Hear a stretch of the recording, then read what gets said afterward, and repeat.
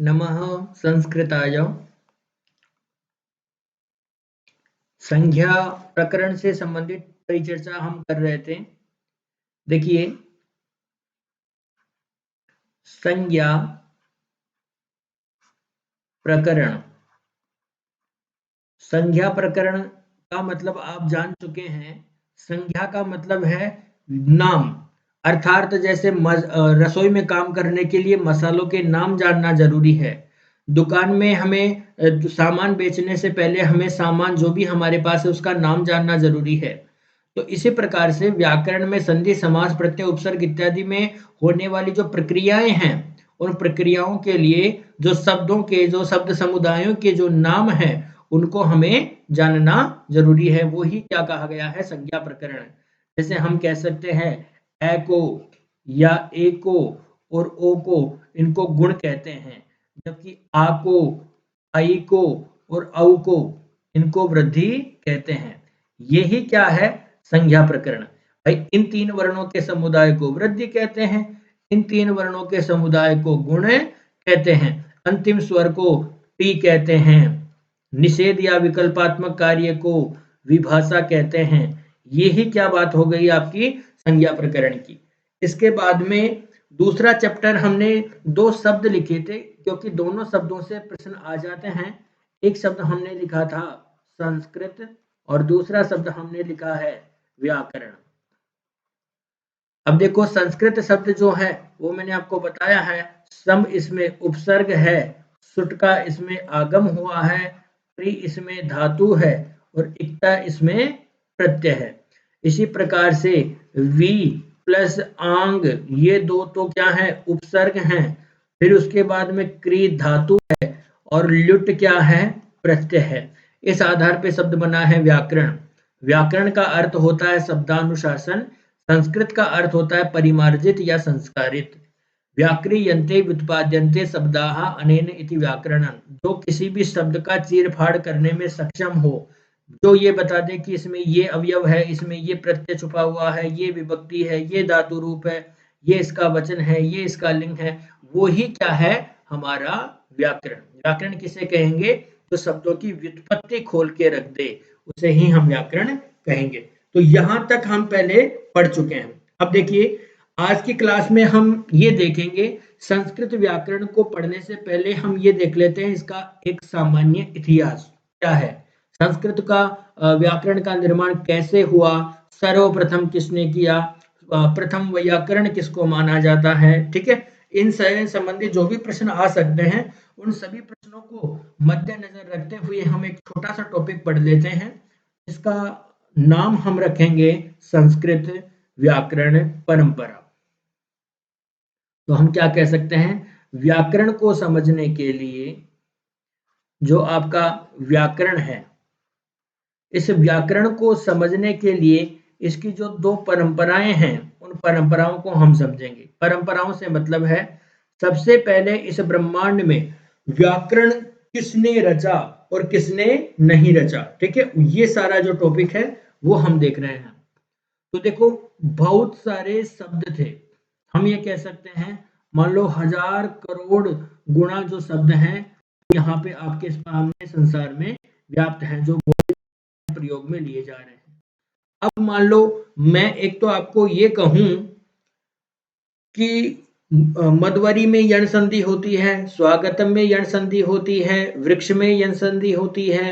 ठीक है, ऐसे आपको यद्यपि में यण संधि होती है, इत्यत्र में यण संधि होती है, ऐसे आपको 1000 शब्द गिना के कहूं कि ये इनमें यण संधि होती है, तो फिर भी मान लो कि एक दो शब्द छूट जाएं तो मेरा पढ़ाना आपको सार्थक नहीं है। लेकिन मैं आपको इतना ना बता करके मैं केवल आपको डायरेक्ट ये बता दूं कि ई, ऊ, री और द्री, इनकी जगह पे य, व, र और ल होता है, आगे कोई असमान स्वर होने पर, असमान स्वर होने पर ये काम होता है। अब ये अप्लाई जो है, ये नियम की अप्लाई क्या होगी, सभी जगह हो जाएगी। तो ऐसा जो है, पहले शब्द बहुत बड़े हो गए थे, चारों तरफ जो है शब्दों का फैलाव हो गया, लेकिन कोई नियम नहीं था। तो फिर क्या होता है कि इनको सुव्यवस्थित करने के लिए सबसे पहले ब्रह्मा ने जो है वो बृहस्पति को क्या है व्याकरण का ज्ञान दिया। सबसे पहले ब्रह्मा ने व्याकरण को रचा, क्योंकि पहले शब्द भी देखो ब्रह्मा जी से संबंधित हर एक चीज में ब्रह्मा जी आएंगे, क्योंकि ज्ञान का स्रोत जो है सृष्टि का स्रोत किसको माना गया, ब्रह्मा जी को माना गया। हम कोई भी जीव की उत्पत्ति मानेंगे तो हम ब्रह्मा जी से ही मानेंगे। हम कोई ग्रह इत्यादि की उत्पत्ति देखते हैं तो भी सर्वप्रथम हम ब्रह्मा जी को ही रखते हैं।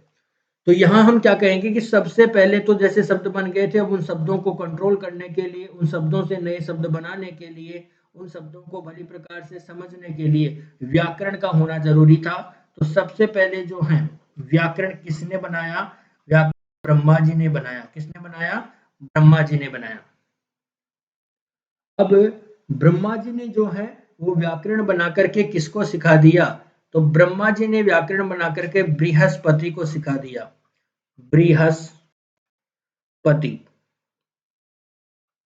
बृहस्पति को व्याकरण सिखा दिया। ब्रह्मा जी ने व्याकरण किसको सिखाया, बृहस्पति को। और बृहस्पति को सिखा करके फिर बृहस्पति ने किसको सिखाया, बृहस्पति ने सिखाया इंद्र को। तो यहां देखो बृहस्पति ब्रह्मा तो क्या है, ब्रह्मा विष्णु महेश त्रिमूर्तियों में से हैं, ठीक है। तो अब यहां ब्रह्मा जी ने बृहस्पति को सिखा के क्या कहा कि आप जो हैं गुरु बन जाओ। आप क्या बन जाओ, गुरु बन जाओ। तो आप गुरु किसके बनेंगे, तो जैसे मान लो कोई किसी प्रजा को शिक्षित करना है तो सबसे पहले वहां के राजा को शिक्षित किया जाता है। तो गुरु बन गए देवताओं के, और देवताओं का राजा कौन था, इंद्र। तो इंद्र को इन्होंने क्या बना लिया, शिष्य। अब शिष्य तो कौन बन गया, इंद्र। और गुरु कौन बन गए, आपके बृहस्पति। इसीलिए ध्यान रखना बृहस्पतिवार को गुरुवार भी कहा जाता है, क्योंकि बृहस्पति ही कौन है, देव गुरु हैं। तो प्रथम गुरु तो कौन बन गए, बृहस्पति। और प्रथम सीखने वाले शिष्य कौन बन गए, इंद्र। और अब ज्ञान जो है वो यहाँ पे दिया जा रहा है। तो यहाँ देखो जो है यहाँ गुरु और शिष्य परंपरा के माध्यम से, गुरु शिष्य परंपरा का मतलब है गुरुमुख उच्चारण अनुच्चारण पूर्वकम, गुरुजी बोल रहे हैं और शिष्य उनको सुन रहा है। इस प्रकार से संस्कृत व्याकरण का नॉलेज जो है वो कहाँ आ रहा है, इंद्र के पास में आ रहा है। अब इंद्र ने क्या किया कि इंद्र ने इस ज्ञान को बृहस्पति से सीखा, और बृहस्पति से सीखने के बाद में इसे जो है किस किस को दे दिया, अग्नि को, वरुण को, यम को, रुद्र को, ठीक है, और भारद्वाज आदि ऋषियों को दे दिया। ठीक है, तो ये किसने दिया, इंद्र ने दिया। अब इंद्र ने क्या किया कि इन अग्नि वरुण यम रुद्र वायु वरुण इत्यादि को जो है ये ज्ञान संस्कृत का व्याकरण का दे दिया।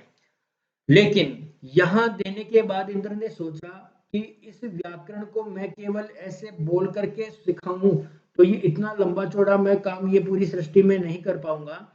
इसलिए इंद्र ने क्या किया, एक व्याकरण शास्त्र बनाया जिसका नाम था ऐन्द्र व्याकरण। क्या नाम था, ऐन्द्र व्याकरण। अब ऐन्द्र व्याकरण जो है ये लगभग 1,00,000 सूत्रों पर आधारित था। 1,00,000 नियम बनाए किसने, इंद्र ने, और एक ऐन्द्र व्याकरण नाम का एक ग्रंथ लिख दिया। अब यहां से क्या क्या प्रश्न आते हैं वो देख लीजिए, या क्या क्या प्रश्न आ सकते हैं। तो देखिए व्याकरण की प्रथम परंपरा कौन सी थी, तो प्रथम परंपरा का नाम था ब्रह्मा परंपरा, या बृहस्पति से संबंधित होने के कारण इसका अपर नाम हो सकता है बारहस्पति, बारहस्पति परंपरा। इसी को हम आदिमा परंपरा भी कह सकते हैं। इसको हम आदिया परंपरा भी कह सकते हैं। इसको हम प्राचीन परंपरा भी कह सकते हैं। ठीक है, तो ये क्या हो गए, ये इसके नाम हो गए। आदि परंपरा कह सकते हैं, आद्या परंपरा कह सकते हैं, प्राचीन परंपरा कह सकते हैं, प्रथम परंपरा इसको कह सकते हैं। और इस परंपरा के अनुसार जो है बृहस्पति ने ज्ञान किसको दिया? इंद्र को, और इंद्र ने अग्नि, वरुण, यमरुद्र और भारद्वाज ऋषि इत्यादि को ज्ञान दिया। अब यहाँ देखो, व्याकरण को पढ़ा, इस पे एनालिसिस किया और नया ग्रंथ बनाने वाला कौन है? इंद्र। इसीलिए जो है एक प्रश्न आया हुआ प्रश्न है एचटेट, यूपीटेट इत्यादि में, वो प्रश्न क्या है वो भी हम देख लेते हैं। और प्रश्न वो है वैयाकरण, व्याकरण को जानने वाले को वैयाकरण कहते हैं। तो वैयाकरण ध्यान रखना, प्रथम वैयाकरण कौन है? तो आपका आंसर बृहस्पति नहीं होना चाहिए, ब्रह्मा नहीं होना चाहिए, आपका आंसर क्या होना चाहिए? इंद्र है। और प्रथम प्रवक्ता, सबसे पहले संस्कृत को सीख करके बोलने वाला, ध्यान रखना, ब्रह्मा ने तो बृहस्पति को समाधि अवस्था से ये ज्ञान दिया था।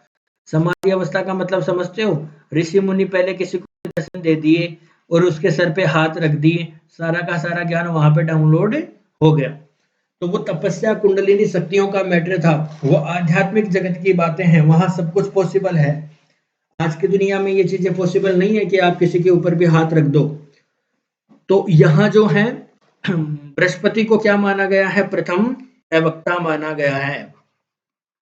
और प्रथम वैयाकरण किसको माना गया है? यहाँ पे इंद्र को माना गया है। दो बातें तो ये याद रखनी है, क्योंकि यहाँ से सीधा सीधा प्रश्न आ जाता है। और आपको ये थोड़ा सीक्वेंस याद रखना है, ब्रह्मा ने बृहस्पति को, बृहस्पति ने इंद्र को, इंद्र ने अग्नि, वरुण, यम, रुद्र, वायु को दिया है, भारद्वाज को दिया है। यहाँ नीचे वाला क्रम है, इसमें कोई आगे पीछे कर लेना, कोई दिक्कत नहीं है, लेकिन यहाँ ऊपर 3 में कोई जो है वो चेंज आपको नहीं करना है। अब देखो यहाँ पे एक चीज की दिक्कत रही, क्या दिक्कत रही वो देखिए कि एक तो क्या रहा, व्याकरण जो है आपका, व्याकरण का क्षेत्र, व्याकरण का क्षेत्र बहुत बड़ा रहा, बहुत बड़ा रहा। व्याकरण बहुत बड़ा क्षेत्र में फैला हुआ, मतलब 1,00,000 श्लोक तो सीधे सीधे, 1,00,000 सूत्र तो सीधे सीधे। अब 1,00,000 सूत्रों को पढ़ाना कोई छोटी मोटी बात है क्या?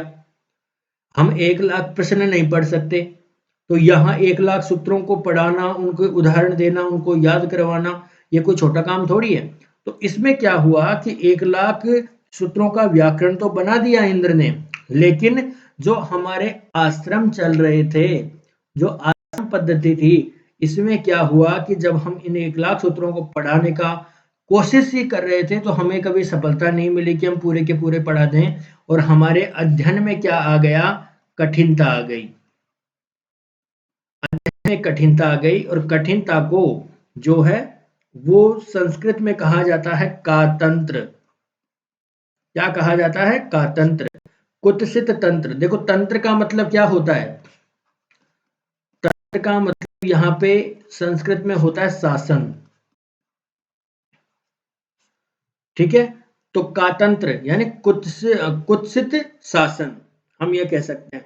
मतलब यहाँ पे अनुशासन जो है जीवन में वो नहीं रह रहा, जो हम पढ़ाना चाह रहे थे वो हम नहीं पढ़ा पा रहे हैं, तो हमारे अध्ययन में क्या आ गया? कठिनता। तो अब ये भी बात, एक प्रश्न बनता है यहाँ से, कातंत्र प्रणाली किस परंपरा से संबंधित है? तो कातंत्र किससे संबंधित है? प्रथम परंपरा से, बारहस्पति परंपरा से, ठीक है? यहाँ पे प्रथम वैयाकरण इत्यादि आपको ये सब याद रखने हैं। तो यहाँ फिर क्या होता है कि हमारा जो संस्कृत की जो हमारी आश्रम पद्धति थी, उसमें शिक्षण कार्य में क्या आ गई? न्यूनता आ गई। जहाँ 100 लोग पढ़ रहे थे, वहां 100 लोगों में से 5 ही विद्वान बन रहे थे, बाकी किसी ना किसी कारण से 95 जो लोग हैं वो पढ़े, लेकिन सामाजिक परिस्थितियां मान लो या कोई ना कोई ऐसा कारण हो गया कि वो पूरी शिक्षा ग्रहण नहीं कर सके। 12 वर्ष का सिलेबस है, तो कोई 5 साल पढ़ के जा रहा है, कोई 8 साल पढ़ के जा रहा है, कोई 2 साल पढ़ के जा रहा है, कोई मान लो 6 साल पढ़ के जा रहा है, लेकिन कोई भी जो है वो पूरा नहीं पढ़ पा रहा है। वहां केवल 4-5 लोग अगर निकल रहे हो तो वो भी बहुत बड़ी बात है। तो इस आधार पे ये हमारी शिक्षा जो है, व्याकरण की शिक्षा जो है समाज में चल रही थी। तो इस तरीके से चलते चलते जो है हम कहाँ आ गए? इस व्याकरण की प्रथम परंपरा से चलते चलते हमारी ये जो कठिनता वाली परंपरा है ये आ गई, और हम चलते चलते यहाँ से कहाँ आ गए? 500 ईसा पूर्व 500, क्या है 500 ईसा पूर्व।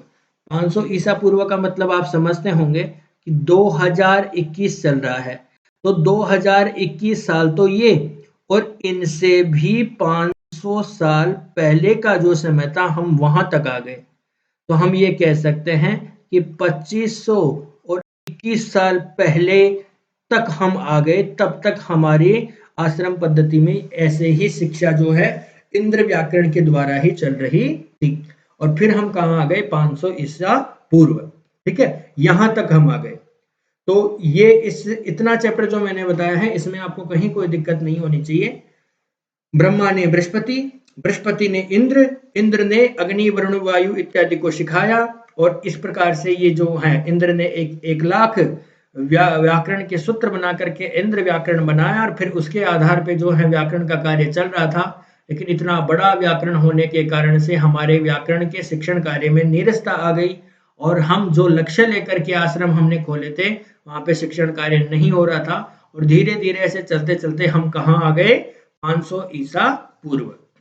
अब क्या होता है देखो, ये हम इसके बाद में पहली परंपरा हम पढ़ चुके हैं जिसको बृहस्पति परंपरा कहते हैं।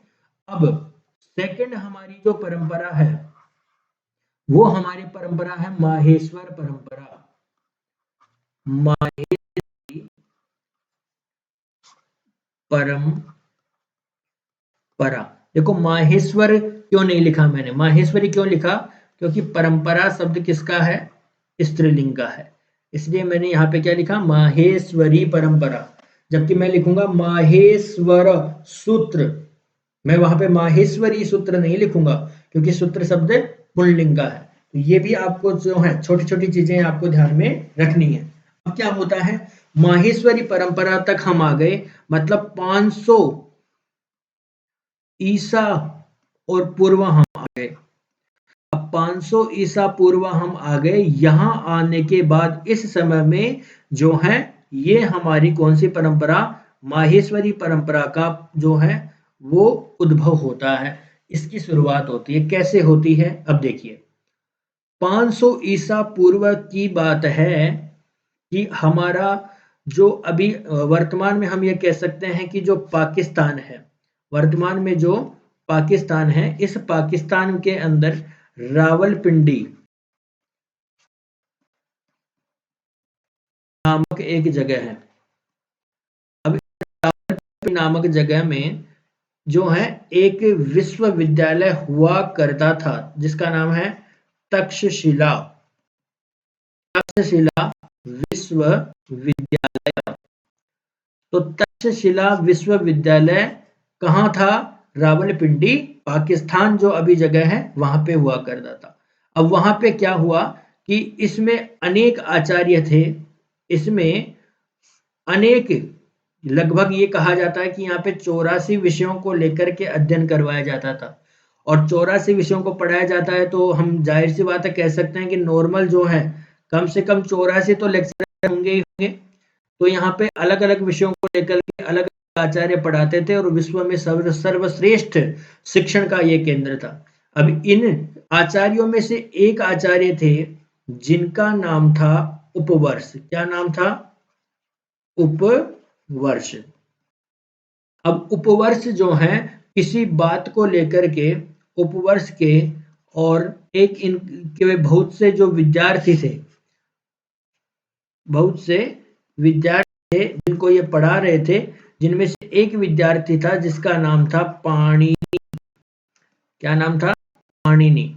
तो उपवर्ष ने मान लो किसी विषय से संबंधित कोई प्रश्न पूछा या कोई विषय वस्तु प्रस्तुत कर रहे थे, पाणिनि के समझ में नहीं आया, तो बार बार पूछने से गुरु क्या हो गए, उस पर क्रोधित होकर के और इसका अपमान कर दिया, किसका, पाणिनि का। पाणिनि का अपमान कर दिया और इसको रेस्टिकेट कर दिया, कहाँ से, तक्षशिला से। अब तक्षशिला से इनको रेस्टिकेट करने के बाद में ये चले गए वन में, और वन में जाकर के इन्होंने शुरू कर दी क्या, तपस्या। तपस्या भी की तो किसकी की, शिव की। ओ भोले शिव जी पधारो, ठीक है। तो शिव जी की क्या कर दी इन्होंने, तपस्या। अब शिव की तपस्या करने लगे तो घोर तपस्या इन्होंने की। क्यों, क्यों की तपस्या, ये घर भी तो जा सकते थे, लेकिन जो आप हमारे टाइम में व्यवस्था थी वो भी पाणिनि के टाइम में व्यवस्था थी। मतलब हम ये कह सकते हैं आजकल तो स्कूलों में क्या हो गया, बच्चे को थोड़ा सा हाथ भी लगा दो तो माता और पिता दोनों आ जाते हैं साथ में ही, हमारे बाबू को क्यों मारा। जबकि पहले ऐसा नहीं था। पहले अगर हमें कोई मारता था या कोई टीचर मारता था तो घर वाले भी हाथ साफ करने आते थे, वो बचाने नहीं आते थे। वो ये कहते थे मेरे सामने और मारो एक बार, या फिर वो खुद हाथ साफ करके चले जाते थे कि ये पिटने लायक ही है ना। ऐसा भी होता था। तो ऐसा ही पाणिनि के टाइम में भी होता होगा, वो नहीं गए घर पे, उनको पता था कि गुरु ने निकाला है तो कोई ना कोई गलती की है, क्योंकि गुरु का दर्जा वहां पे सम्मानजनक था, गुरु के प्रति कोई संकोच वाली भावना ही नहीं थी। तो शिव जी की तपस्या करने के लिए चले गए। पाणिनि ने सोचा कि गुरु जी ने तो अपमानित कर ही दिया, अब घर पे जाएंगे और अपमानित होंगे, उससे अच्छा है कि शिव जी की तपस्या ही कर लें। तो इन्होंने क्या किया, शिव की तपस्या करने का निश्चय किया और जो है शिव जी की तपस्या करने लगे। अब शिव जी की तपस्या करते करते करते करते समय व्यतीत होता रहा।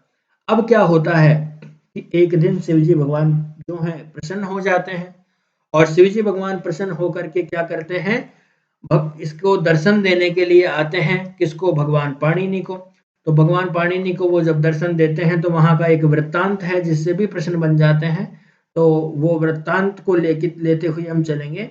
और वृत्तांत क्या है, नृत्ता अवसानी। सबसे पहले क्या है, भगवान जब प्रसन्न होते हैं तो क्या करते हैं, नृत्य करते हैं। तो उन्होंने तांडव करना शुरू कर दिया, नृत्ता। नृत्य के बाद में अवसाने, पहले तो उन्होंने नृत्य किया, फिर वो क्या हो गए, रुक गए। नृत्तावसाने नटराज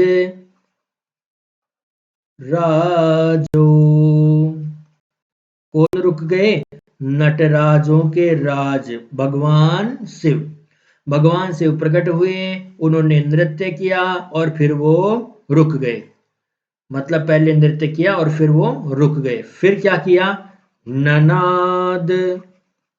ननाद का अर्थ होता है बजाना। तो उन्होंने क्या किया, बजाया। क्या बजाया, ढक्काम। डमरू, ढक्काम का अर्थ होता है डमरू। नव पंचवारम, नव पंचवारम। इसका मतलब है पहले तो 9 बार बजाया, फिर उन्होंने 5 बार बजाया। तो कितनी बार बजाया, 14 बार उन्होंने डमरू बजाया। सुनो, भगवान पाणिनि के तपस्या से प्रसन्न होकर के उन्होंने नृत्य किया। नृत्य करके वो रुक गए। रुकने के बाद में इन्होंने बजाया। क्या बजाया, डमरू बजाया। कैसे बजाया, पहले 9 बार बजाया और फिर 5 बार बजाया। क्यों बजाया, डमरू तो बजाया, लेकिन क्या पाणिनि को जगाने के लिए बजाया। तो इसका आंसर है उद्धर्तु कामः। नहीं, उन्होंने जो डमरू बजाया वो उद्धार की कामना से बजाया।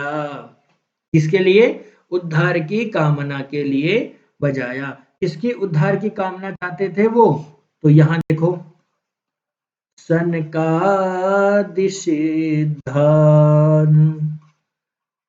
जो अदृश्य रूप से अब पृथ्वी पे भगवान आ रहे हैं, तो ऐसा तो है नहीं कि भगवान जयपुर में आके चले गए और आमेर वालों को पता ही नहीं है।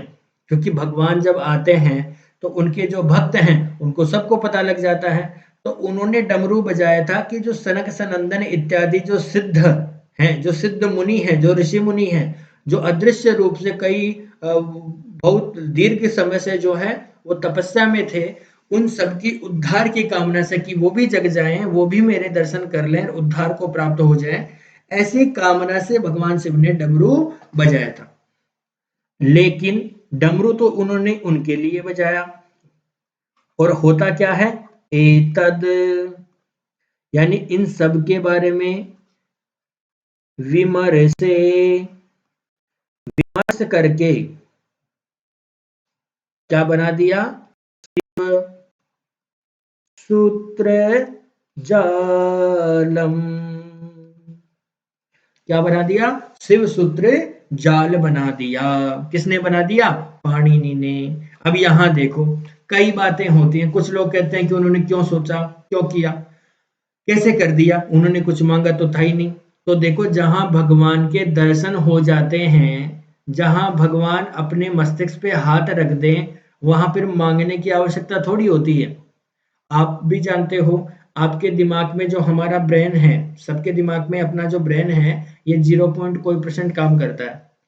तो बाकी तो हम शेष ऐसे ही लेके चले जाते हैं, लेकिन जब भगवान के दर्शन हो गए, भगवान ने खुद हाथ रख दिया, तो ऐसी अवस्था में क्या होगा? हम खुद ही इतने प्रखर हो गए, हमारी बुद्धि ही इतनी तीक्ष्ण हो गई कि अब हमें मांगने की जरूरत थोड़ी है। जो जो कुछ वहां हुआ, उसमें से ही हमने थोड़ा सा जो है वो ले लिया, और उसको लेकर के हमने क्या बना दिया? शिव सूत्र जाल बना दिया। तो पाणिनि ने भी ऐसा ही किया, क्योंकि पाणिनि को जब भगवान के दर्शन हो गए, भगवान उनके सम्मुख आ गए, तो अब क्या होता है? अब उनको कोई मांगने की आवश्यकता ही नहीं है। उनकी बुद्धि इतनी तीक्ष्ण हो गई, इतनी तेज हो गई कि उन्होंने डमरू की आवाज से ही जो है वो शिव सूत्र बना दिए।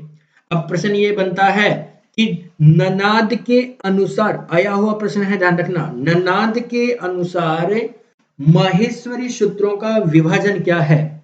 तो ध्यान रखना, 9 और 5, 5 और 9, 10 और 4, 4 और 10, ऐसे कोई भी ऑप्शन आ सकता है, लेकिन आपको एक चीज याद रखनी है, नव पंचवारम, 9 बार और 5 बार, ये विभाजन जरूर याद रखना है। पहले उन्होंने 9 बार बजाया था, फिर वो रुक गए, फिर उसके बाद में उन्होंने 5 बार बजाया था।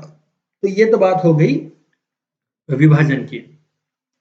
किसकी उद्धार की कामना से बजाया था? पाणिनि की उद्धार की कामना से। और कोई भी ऑप्शन डाल दे, उपवर्ष इत्यादि उनके गुरु का नाम डाल दे, तो यहां आपको क्या करना है? सनकादि सिद्धा, सनक सनंदन इत्यादि जो सिद्ध मुनि हैं, उनके उद्धार की कामना से बजाया था। और इन सबको विमर्श किसने किया था? तो विमर्श करने का काम तो पाणिनि ने खुद किया था। और क्या बना दिया? शिव सूत्र जालम। क्या बना दिया उन्होंने? शिव सूत्र जाल बना दिया। ठीक है, तो इस प्रकार से जो है उन्होंने क्या बना दिया? शिव सूत्र जाल। ये बात हो गई किसकी? पाणिनि की। और अब क्या होता है? पाणिनि ने जो है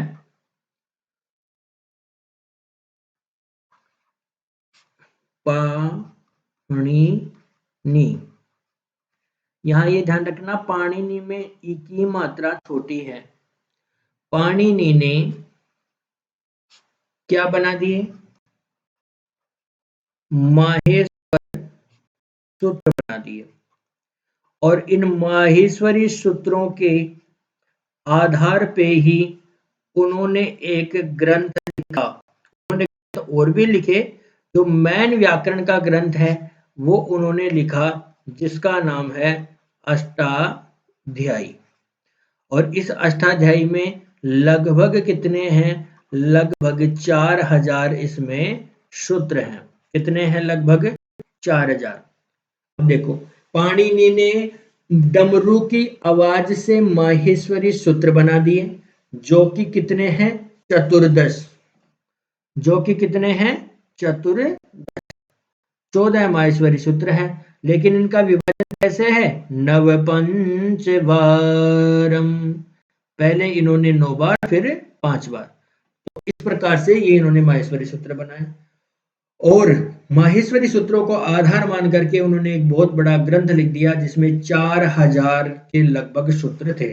और ये 4000 सूत्र इन्होंने कैसे लिखे? इसको आधार मान करके लिखा। तो इन्होंने ये जो 4000 सूत्र जो माहेश्वरी सूत्रों को आधार मान के लिखा, इनका टारगेट क्या था? जो इंद्र ने जो 1,00,000 सूत्रों का जो व्याकरण लिखा था, इंद्र ने 1,00,000 सूत्रों का जो व्याकरण लिखा था, उसको वैज्ञानिक तरीके से घुमा करके उसको कितने सूत्रों में कर दिया? केवल 4000 सूत्रों में कर दिया। इंद्र ने 1,00,000 जो सूत्र लिखे थे, अब उन 1,00,000 सूत्रों की जगह इन्होंने क्या कर दिया? 4000 सूत्र लिख दिए। व्याकरण वो का वो है जो इन 1,00,000 सूत्रों में था। 1,00,000 सूत्रों में जितना व्याकरण था उससे कहीं ज्यादा और उससे कहीं ज्यादा सटीक व्याकरण जो है वो किसने लिख दिया? पाणिनि ने। कितने सूत्रों में? अप्रोक्स 4000 सूत्रों में। तो यहां देखो 1,00,000 के 4,000 करना किस तरीके से उन्होंने संक्षिप्तीकरण किया है। ये सारी बातें ही तो संस्कृत को एक वैज्ञानिक भाषा बना देती हैं। संस्कृत को एक कंप्यूटर के लिए सर्वश्रेष्ठ भाषा इसीलिए तो कहा जाता है कि 1,00,000 नियमों को केवल 4,000 नियमों में बदला जा सकता है। तो इनके बारे में हम आगे चर्चा करेंगे, क्या है क्या नहीं है। यहां तक की चर्चा जो है हम पाणिनि से संबंधित कर रहे हैं। अब क्या होता है, एक नॉर्मल तरीके से समझा देता हूं, फिर अवरल रूप से जो है प्रत्येक के बारे में हम पढ़ेंगे। 4,000 सूत्रों को लेकर के पाणिनि ने ये बना दिया। अब पाणिनि जो है एक दिन त्रयोदशी के दिन जो है सिंह के खाने से इनकी मृत्यु हो गई, ऐसा प्रमाण मिलता है। अब उसके बाद में क्या होता है कि कात्यायन आते हैं। एक दूसरा जो है वो ऋषि आते हैं जिनका नाम है कात्यायन। इन्हीं का अपर नाम है वररुचि।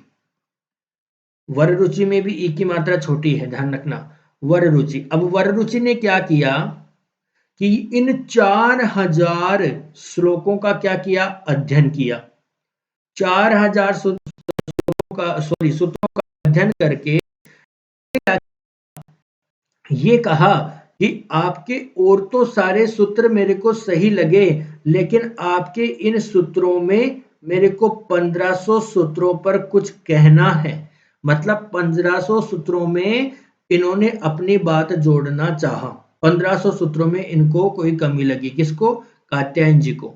अब कात्यायन जी ने क्या कहा? 1500 सूत्रों में मुझे कुछ कहना है, और उन्होंने अपनी जो कहने की चीजें हैं वो कितनी कह दी? उन्होंने 4,000 से 5,000, 4,000 से 5,000 तक की बातें जोड़ दी।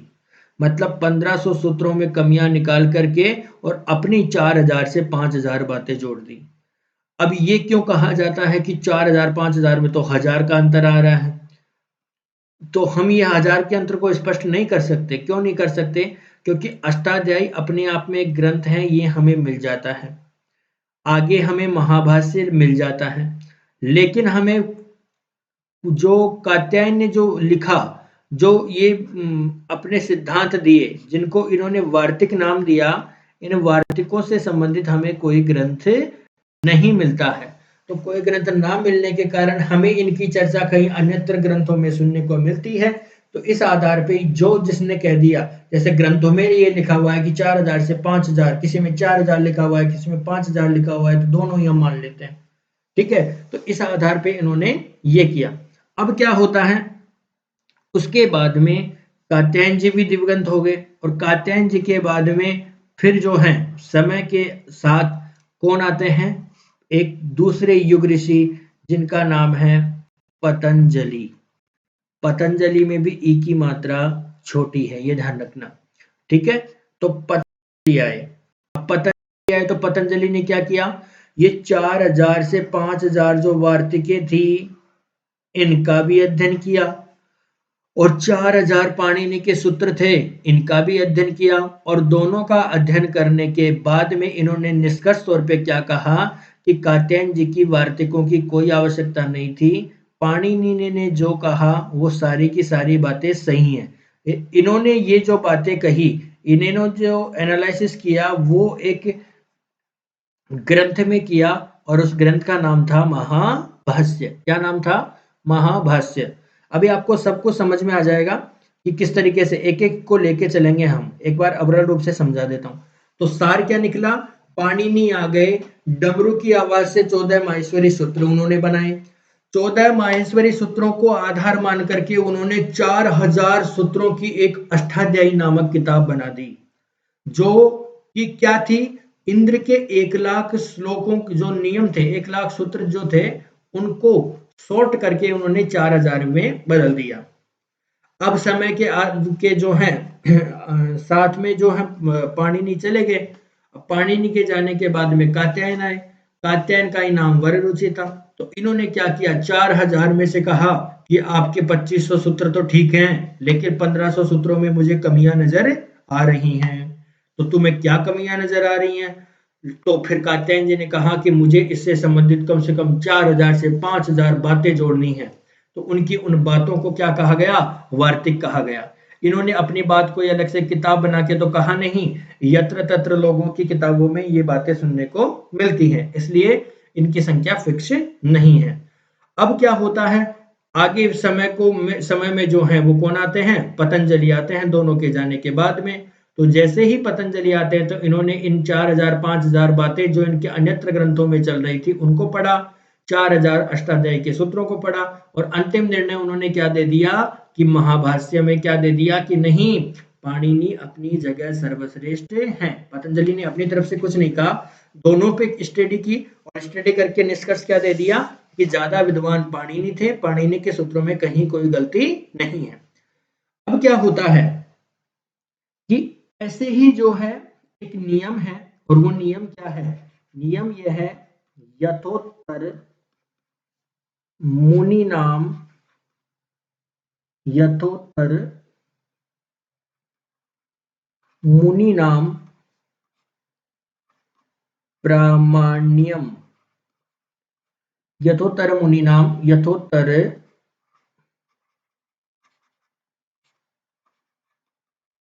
मुनि नाम प्रामाण्यम। यथोत्तर मुनि नाम यानी जिस मुनि ने उत्तर में जो कुछ कहा, उत्तर का मतलब बाद में जो कहा, उसी को प्रमाण माना जाता है। जैसे मान लो मैं आपको ये कहूं कि कल आपकी क्लास 10 बजे होगी, फिर दूसरा मैसेज मैं आपको भेजूं कि नहीं 9 बजे होगी, फिर तीसरा मैसेज भेजूं कि नहीं 4 बजे होगी, और फिर लास्ट मैसेज और भेज दूं कि आज क्लास होगी ही नहीं, तो आप क्या मानोगे कि आज क्लास नहीं होगी। तो इस आधार पे हम क्या कह सकते हैं कि जो बाद में कहा जाता है उसे ही ज्यादा प्रमाण माना जाता है। तो इस आधार पे जो है कह सकते हैं यथोत्तर मुनिनाम ब्राह्मण्यम के अनुसार पतंजलि ने फिर से जो है पाणिनि की व्याकरण को स्थापित कर दिया, और तब से लेकर के आज तक जो है पाणिनि की ही व्याकरण चली आ रही है। ये रहा आज का इस क्लास का एक छोटा सा मैटर। अब उसके बाद में हम आगे जो अपनी क्लासें होंगी उन क्लासों में हम पढ़ेंगे पाणिनि के बारे में, और पाणिनि के बाद में सेकंड हम पढ़ेंगे कात्यायन के बारे में, कात्यायन के बाद में थर्ड नंबर पे हम पढ़ेंगे पतंजलि के बारे में, पतंजलि। अब पतंजलि, पाणिनि और कात्यायन, चलो इनके बारे में थोड़ी बहुत चर्चा हम कर ही लेते हैं। पाणिनि का कार्यकाल क्या था? तो आपका आंसर होगा 500 ईसा पूर्व, लगभग जो अपनी 2021 चल रही है, 2021 साल तो ये, और इनसे भी 500 साल पहले कौन हुए थे? पाणिनि। अब देखो उसके बाद में कात्यायन का समय क्या रहा? तो कात्यायन का समय रहा 350 ईसा पूर्व। तो ये 350 ईसा पूर्व रहे तो मतलब जाहिर सी बात है कि 2000 साल तो ये, 2021 साल तो ये, और उनसे भी 350 साल पहले हुए। पतंजलि का कार्यकाल क्या रहा? तो पतंजलि का कार्यकाल 200 ईसा पूर्व माना जाता है, यानी 2021 साल तो ये जो अभी 2021 चल रहा है, और इनसे भी 200 साल पहले पतंजलि हुए। तो ऐसे जो है ये इनका कार्यकाल रहा है। अब आपको याद करना है इनके कार्यकाल को, तो सबसे पहले तो ये तो आपको याद हो ही गया होगा, पाणिनि, कात्यायन, पतंजलि। अब देखो 500 में 150 कम करेंगे तो 350 आते हैं, 350 में फिर 150 कम करेंगे तो कितने आ जाते हैं? 200। तो करना क्या है? 150 आपको क्या करना है? कम करना है। ये बात हो गई किसकी? अपनी इनको लेकर के, कार्यकाल को लेकर के। अब देखो इन्होंने ग्रंथ लिखे, इन्होंने ग्रंथ लिखे, और इन्होंने जो ग्रंथ लिखे उनके नाम क्या क्या हैं? तो इन्होंने, पाणिनि ने जो ग्रंथ लिखा उसका नाम है अष्टानाम अध्यायानाम समाहार इति अष्टाध्यायी। इन्होंने जो ग्रंथ लिखा, तो ग्रंथ कोई लिखा नहीं, लेकिन इनकी जो बातें हैं, इनके ग्रंथों में पाया गया है। और पतंजलि ने लिखा उसका नाम है महान भाष्य अर्थात महाभाष्य। तो ये तीनों क्या हो गई इनकी उक्तियां। तो अब देखो इनको तो हम क्या कह सकते हैं, इनको व्याकरण की भाषा में कहा जाता है त्रिमुनि। क्या कहा जाता है? त्रिमुनि। ये क्या इनका कार्यकाल और तेसाम उक्ति ही, ये इनकी क्या हो गई? उक्ति ही, ही तदुक्ति, ये इनकी उक्ति। तो ये तो है इनकी उक्तियां, ये इनका है कार्यकाल और ये क्या है आपके ऋषि, जिनको वो हम व्याकरण में त्रिमुनि कहते हैं। अब प्रश्न आ जाए त्रिमुनि में से कौन सा नहीं है, और मान ले कोई जैसे भट्टोजी दीक्षित दे दे, वरदराज दे दे, केएट दे दे, नागेश भट्ट दे दे, ठीक है, लघु शब्देन्दु शेखर इत्यादि कुछ भी दे दे, तो ऐसा जो है आधार पे हम क्या क्या कहेंगे कि हमें इन तीन का अगर नाम याद है तो हम सही का चयन कर लेंगे। ऐसे ही ये क्रम पूछ ले कि पाणिनि की कृति कौन सी है? अष्टाध्यायी। कात्यायन की कृति कौन सी है? वार्तिक। पतंजलि का कौन सा है? महाभाष्य। ये जो है सामान्य एक जो है टेबल के रूप में हम इसको याद कर सकते हैं। अब आगे आने वाली क्लासों में क्या करेंगे, हम पाणिनि के बारे में पढ़ेंगे। पाणिनि के बारे में, जैसे पाणिनि का जन्म कहाँ हुआ, पाणिनि की मृत्यु कहाँ हुई, कौन कौन से ग्रंथ इन्होंने लिखे, गुरु का नाम क्या था, माता का नाम क्या था, पिता का नाम क्या था। इसी प्रकार से कात्यायन ने अपने जीवन काल में क्या क्या किया, ये कहाँ के रहने वाले थे, ठीक है, ये सारी बातें हम पढ़ेंगे। फिर हम पतंजलि के बारे में पढ़ेंगे। पतंजलि गोणिका के पुत्र थे, माता का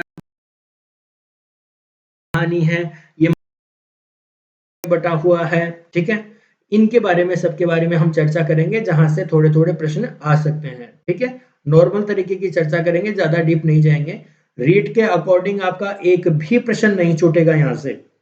आप कोई भी पेपर, कितना भी टफ पेपर आप उठा के देख लेना, सारे के सारे पेपर जो हैं आप ऐसे ही सोल्व कर दोगे। लेकिन जरूरी क्या है, आपको नियमित रूप से क्लास देखनी है, ठीक है। तो आज के इस क्लास को हम यही संपन्न करते हैं, मिलते हैं अगली क्लास में, तब तक के लिए